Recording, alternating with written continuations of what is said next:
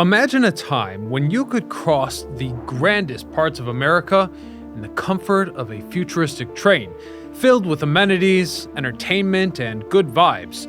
This was the reality of the California Zephyr. You see, ever since the completion of Manifest Destiny, America has had a division between the East and West Coast.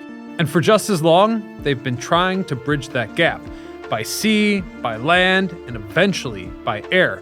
Coast-to-coast travel has always been vital to the United States, and it took many forms. An often overlooked form is the passenger train, and there were few things more prestigious than the California Zephyr. Its current iteration travels between Chicago and the San Francisco Bay Area, but this is not the version we're focusing on today. Rather, today, we discover the Silver Lady of 1949 during her prime. This is the story of the California Zephyr. I'm your host, Ryan Socash, and you're watching It's History. Before we can speak about the California Zephyr and intercity rail travel, we'll need to talk about what people did before that started. You see, back in the early days of the frontier, cross-country travel was very rare and very dangerous. Even after the land route had been charted, the sheer amount of things that could go wrong was enough to deter many from making the trip. Of course, there was always the sea, but that route was every bit as lengthy as the land trip was dangerous. One started on the eastern seaboard of the United States, sailed around multiple continents, all the way south to Cape Horn, the southmost point of South America, and then they sailed back up, north to the Pacific seaboard. To navigate half the world just to cross a country was simply not an option. The main focus of travel became how to cross the land by land. The first notable across-the-land journey was done by Lewis and Clark in 1804 and 1806, before America technically spread from sea to shining sea.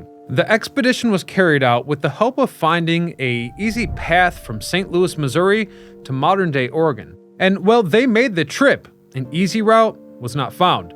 This route, after being improved on by several factors such as companies, fur trades, trappers, explorers, and missionaries, eventually became the Oregon Trail, a 2,170-mile wagon route.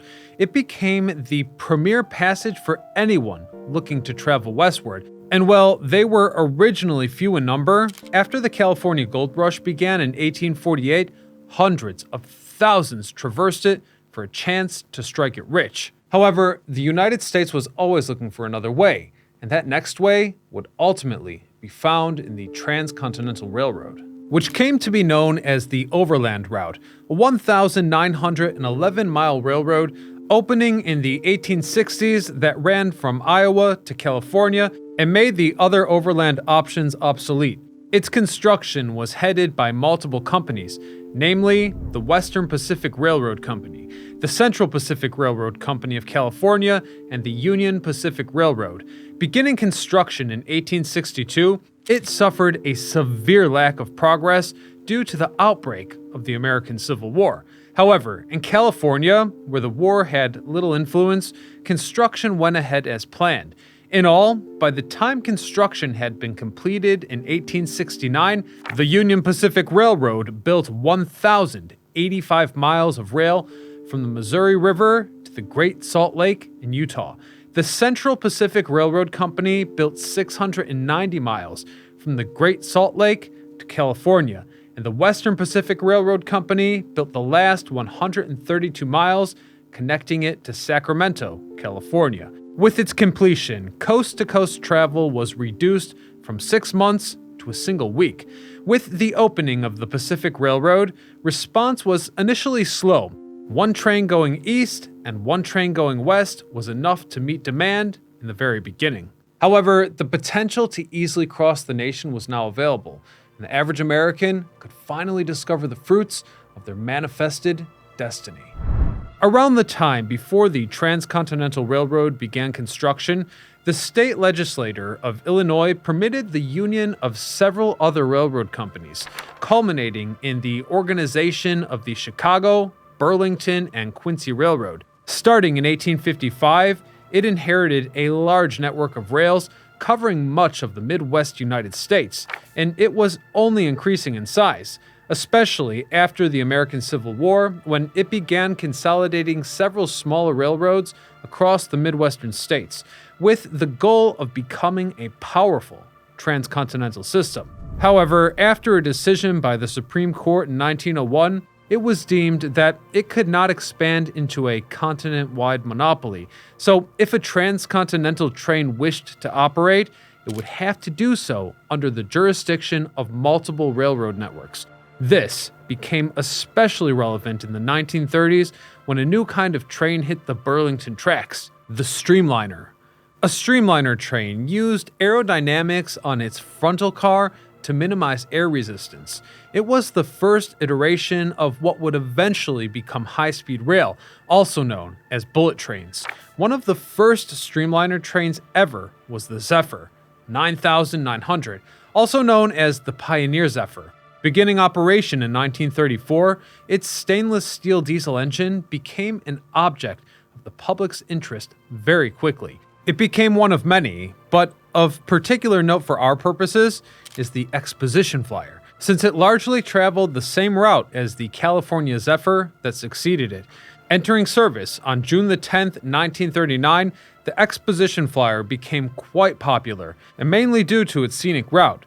Operated jointly by the Chicago, Burlington, and Quincy Railroad, the Denver and Rio Grande Western Railroad, and the Western Pacific Railroad, it traveled west from Chicago, crossing the Mississippi at Burlington, Iowa, as the train headed on to Denver via Omaha and Lincoln, Nebraska, then through the Moffat Tunnel. From there, the train headed through the Daddario Cutoff and Feather River Canyon before arriving at Sacramento in just 2 days. Due to this speed, the Flyer took on the role of a troop transporter during the Second World War. In the 1940s, it was upgraded to a diesel engine from its antiquated steam engine, as well as gaining lighter equipment, allowing it to operate much faster.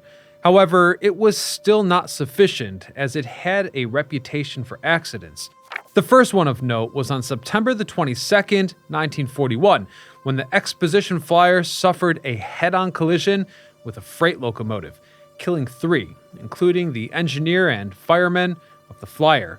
Another accident occurred on April the 3rd, 1946, when it derailed in eastern Nevada after hitting a switch at 45 miles per hour, which killed 2, but its most deadly accident happened in the same month. You see, on April the 25th, the westbound Advanced Flyer train made an emergency stop in Naperville, Illinois, outside of Chicago.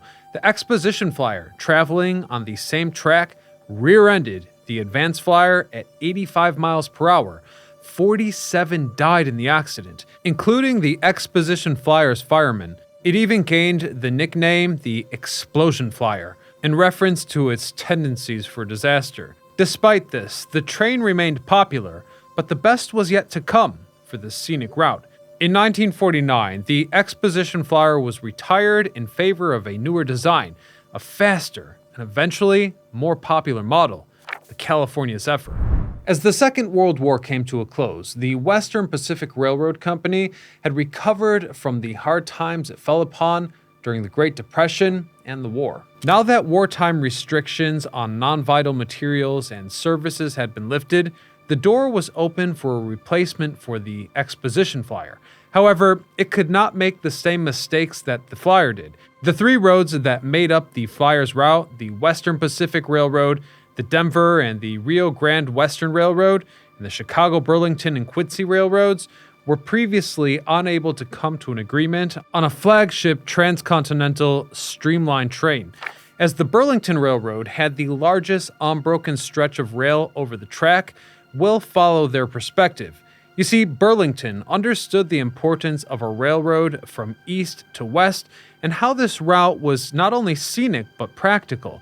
The route, starting in Chicago and ending in San Francisco, was very important as it offered a two-way connection to 2 capitals of American industry. This offered an enormous potential for patronage, especially since Chicago was at its peak at the time. While Burlington had come to these conclusions already, so did the other Western lines. In fact, they had worked with other railroads and floated ideas for other flagship trains, such as the North Coast Limited and the Empire Builder, but they failed to live up to the roaring success that everyone imagined they would be.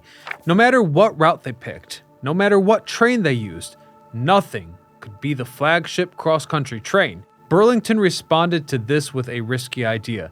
While the other trains and routes had been plotted for speed and efficiency, the real margins lied in the passenger market. So for the first and perhaps only time in American rail industry, the speed of transit was sacrificed for a more scenic route. In fact, the same route that the Exposition Flyer followed.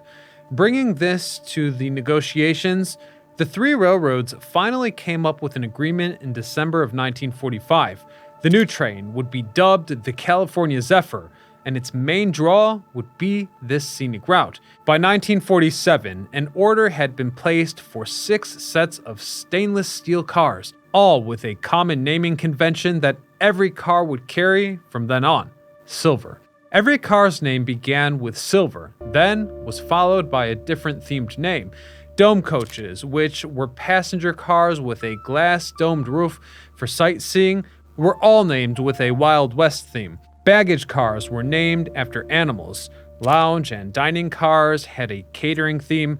16-section cars, which were mainly used for passenger sleeping quarters, were named after trees. There were also 10 6-section cars, which had 10 small bedrooms and 6 double bedrooms.